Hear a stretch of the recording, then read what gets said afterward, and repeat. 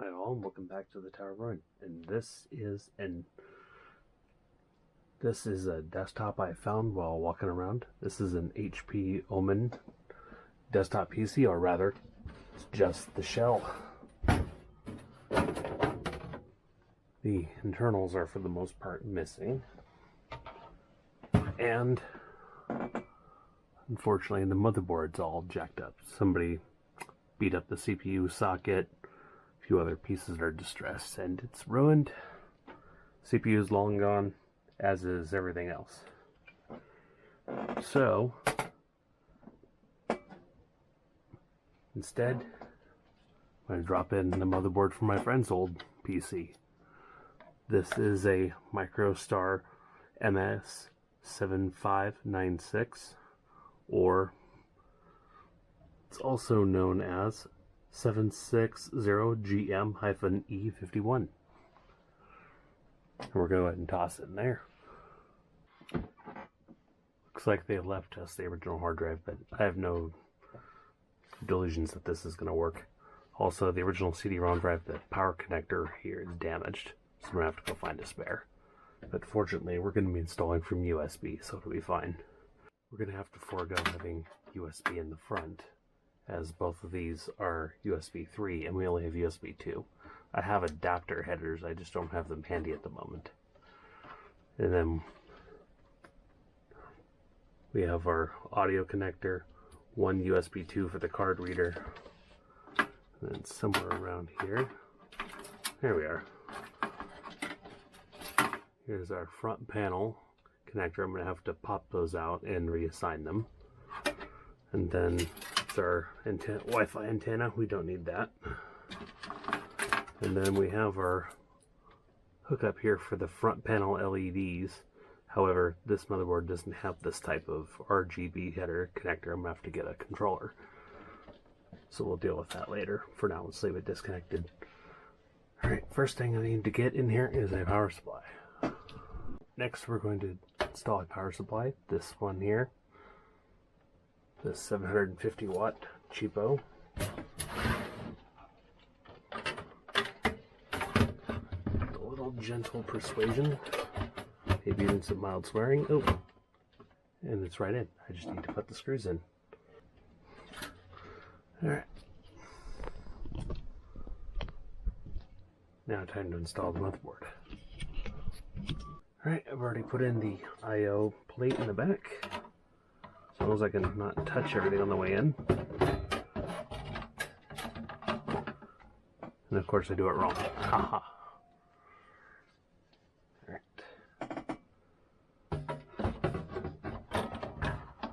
Try to avoid touching everything on the way in. And there we are. Now in place. I just need to put the screws in. Okay, last screw.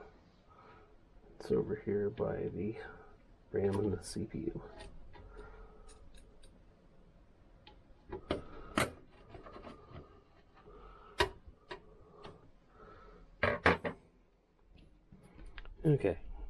Okay, first thing to consider is the extra 12 volts for the CPU. And I think we're going to route it on the outside, because while this thing has a floppy and an IDE controller, we're probably never going to use them. So I don't mind covering up those ports.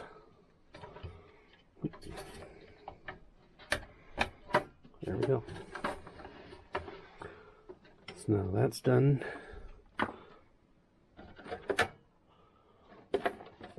Alright, now the big power connector. That's firmly in place. Okay. Before we put in the expansion cards, we'll start putting in the front panel for the power button and for, I'm guessing, a power light. Let me pop that guy out. Of course, we don't get a whole lot of length with this, so we're gonna have to pop it out of its snaps here. There's two little things here. There we go. Okay, frequently with OEM motherboards, the pins are going to be in weird positions. So I need these two pins which correspond to the power switch, and then these two which correspond to the power LED. Fortunately, I don't see the polarity easily for this, so I'm just going to have to make a guess, and hopefully I'm not wrong. And these, I need to be in opposite positions, and I need them. I need these on either side, so the black and the black go where the red and the green go. So I'm going to have to use a push pin here. Carefully press down inside of that little door, not to jab myself. Kind of helps if you put it on something first. Just carefully press down on the brass, and then you can back it right out.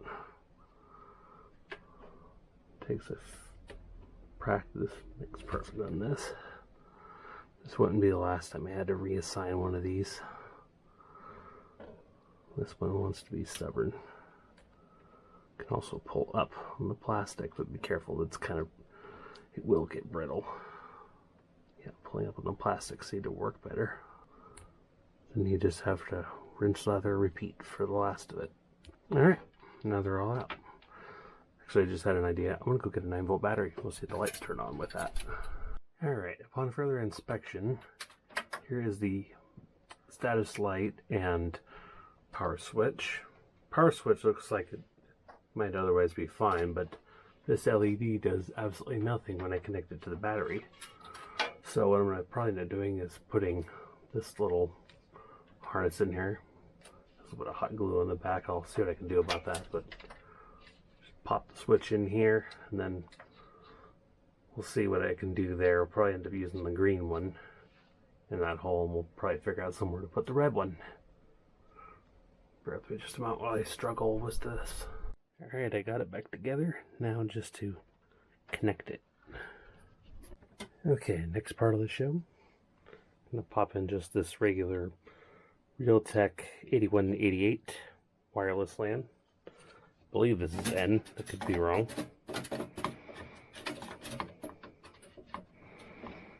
And this wants to be enough pain in the butt. Boom. There it goes. Next one is an oldie, but here's a GeForce 650. This is my friend's original card, his original board. And I'm going to put it all back together. That was pretty straightforward. And this one uses the 3 pins, so we just pop one of these out.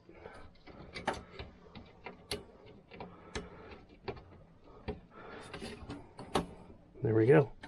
It has power. Now, I believe with this hardware combination we're using this Seagate Barracuda 1 terabyte drive. We're just going to ignore that the other drive exists at this time.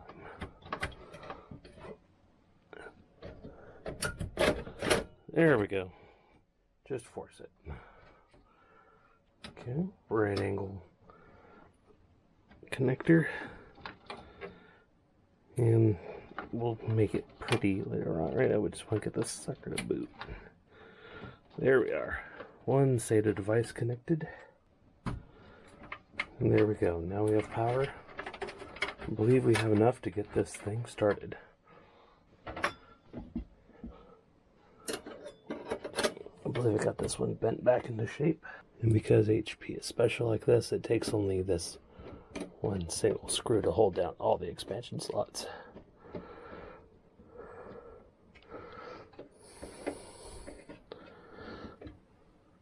Alright, we're going to forego fan and a couple other niceties for now.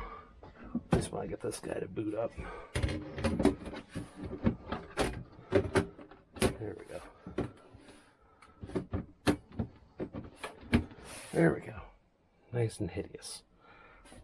Stand by while I hook this thing back up and we'll install an OS. Alright, here we go. First power up. And turn on power.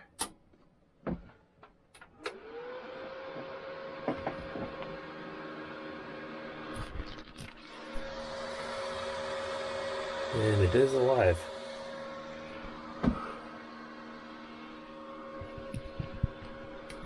I think. Alright, let's see and tell it. There we go. And here we are. Oh. Kill the light now. We don't really need that anymore. So here we have Linux Mint. I think I might change that fan in the future. Alright, there we go. There's our cursor. Just a black wedge.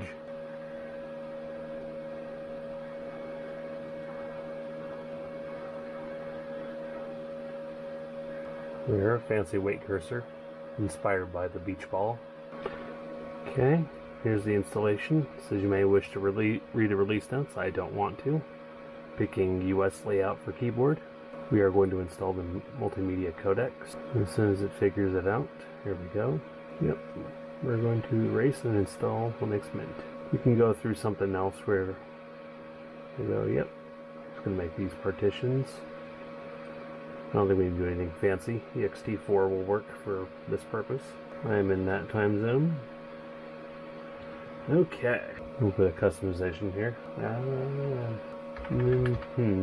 There we go. We don't really need to go through some super security options. Okay, from here it just installs the OS. We'll pick this up once it's done. Alright, it's going to take a little bit, and then go ahead and wrap up this video for now. It's a little bit of a downgrade. This badge on the front here says it used to have a 7th gen i5. That's long gone. Now it has an AMD Phenom 2 quad-core 820, which is a downgrade, but at least it's functional again. Stay tuned for part 2 where we install Steam and correct the cabling issues, fix the optical drive with one that works, and get all the other issues solved. Get another fan in there, get a more quiet CPU fan because that thing is loud as heck. Till then, have a good one.